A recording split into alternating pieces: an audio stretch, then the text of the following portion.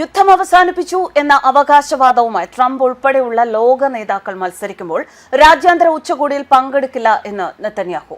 ഗാസയിൽ യുദ്ധം അവസാനിപ്പിക്കാനും സമാധാനം പുലരാനും US പ്രസിഡന്റ് ഡൊണാൾഡ് ട്രംപ് മുന്നോട്ട് വെച്ചതും ഇസ്രയേലും ഹമാസും അംഗീകരിച്ചതുമായ 20-ദിന പദ്ധതി ചർച്ച ചെയ്യാനുള്ള രാജ്യാന്തര ഉച്ചകോടി ഇന്ന് നടക്കുകയാണ്. ഗാസയിൽ വെടിനിർത്തൽ തുടരുന്നതിനിടെയാണ് ഈജിപ്തിലെ ഷാമേൽ ഷെയ്ഖിൽ ട്രംപിന്റെയും ഈജിപ്ത് പ്രസിഡന്റ് അബ്ദുൽ ഫത്താഹ് അൽ സിസിയുടെയും അധ്യക്ഷതയിൽ 20ഓളം ലോക നേതാക്കൾ പങ്കെടുക്കുന്ന ഉച്ചകോടി നടക്കുന്നത്. എന്നാൽ ഉച്ചകോടിയിൽ പങ്കെടുക്കാൻ ഇസ്രയേൽ പ്രതിനിധികൾ ആരും എത്തില്ല.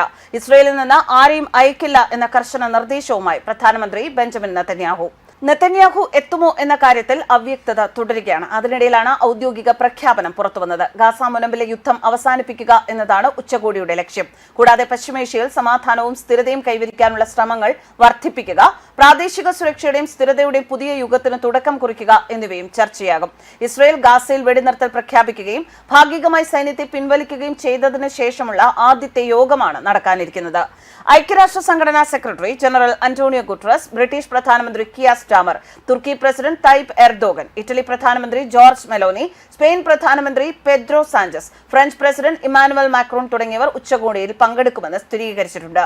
ഇസ്രയേൽ പാലസ്തീൻ ജനതകളുടെ ന്യായമായ ആവശ്യങ്ങളെ ബഹുമാനിച്ചുകൊണ്ടുള്ള തുടർ ചർച്ചകളുമായി സമാധാന വഴിയിൽ എല്ലാവരും ധൈര്യപൂർവ്വം മുന്നോട്ട് നീങ്ങണമെന്ന് ഉച്ചകോടിക്ക് ആശംസ നേർന്നുകൊണ്ട് മാർപ്പാപ്പ പറഞ്ഞു.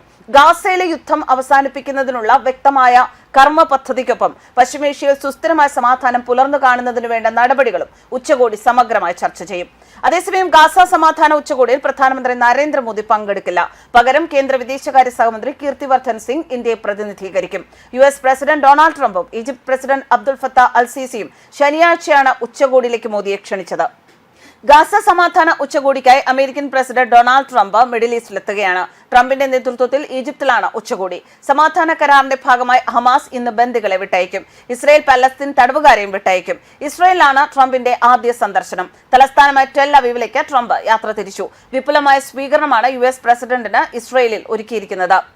ബെഞ്ചമിൻ നെതന്യാഹുവുമായുള്ള കൂടിക്കാഴ്ചയ്ക്ക് ശേഷം ഇസ്രായേൽ പാർലമെന്റിനെ ട്രംപ് അഭിസംബോധന ചെയ്യും. ബന്ദികളുടെ കുടുംബങ്ങളെയും ട്രംപ് സന്ദർശിക്കും. അതിനുശേഷമായിരിക്കും ട്രംപ് ഈജിപ്തിലേക്ക് യാത്ര തിരിക്കുക. ഇന്ത്യൻ സമയം ഉച്ചതിരിഞ്ഞാണ് ഗാസ സമാധാന ഉച്ചകോടി. 20 ലോക നേതാക്കൾ ഉച്ചകോടിയിൽ പങ്കെടുക്കും. ഈജിപ്തിലെ ഷാം അൽ ഷെയ്ഖിലാണ് ഉച്ചകോടി നടക്കുന്നത്. അമേരിക്കയുടെ ക്ഷണം ലഭിച്ചു എങ്കിലും ഇന്ത്യൻ പ്രധാനമന്ത്രി നരേന്ദ്രമോദി ഉച്ചകോടിയിൽ പങ്കെടുക്കില്ല. വിദേശകാര്യ സഹമന്ത്രി കീർത്തിവർദ്ധൻ സിംഗ് ഉച്ചകോടിയിൽ ഇന്ത്യയെ പ്രതിനിധീകരിക്കും. ഉച്ചകോടിയിൽ പങ്കെടുക്കുന്നതിനായി വിദേശകാര്യ സഹമന്ത്രി കീർത്തിവർദ്ധൻ സിംഗ് ഈജിപ്തിൽ എത്തിയിട്ടുണ്ട്.